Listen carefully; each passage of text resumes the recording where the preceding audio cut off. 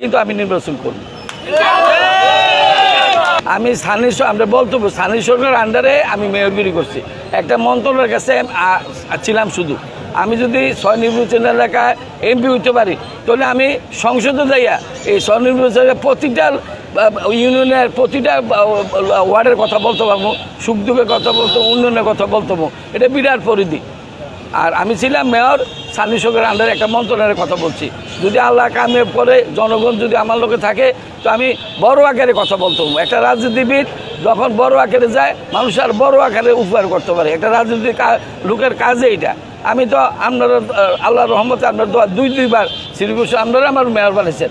আমি আপনার লোকে যে দুর্বারি করছি, এটা আপনার চোখের সামনে। এটা আমি মিথ্যা কথা বলতে পারি না, আমি বলিও না।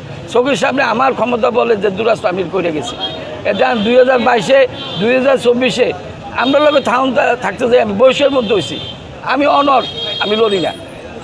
আমি পার্টির লোকে আছি। আমার নেতা মরুম জিয়া রহমান করছে তৃণমূল্য শক্তি, তৃণমূলের লোকে থাকো। আমি তৃণমূল আছি, এটা বৈশাখ করে দিচ্ছে, ফাটি পোস্টিং গেছে, সব নাকি আমি অনর, আমি তৃণমূল লোকের থাকবো। এবারও ইলেকশন যদি আমি আমার নেতা তারেক সাহেবের কাছে আমি সামো, আমার যোগ্যতা থাকলে আমার দেন। আমার যোগ্যতা যদি না থাকে, আমি যদি মনে করি আমার থেকে ফার বেটার কেউ দিচ্ছেন, আমি মেনে নেব।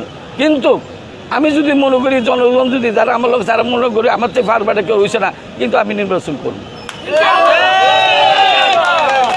এটা আমার লোকে হুমকি ধমকি না, আমি জিরো সৈনিক।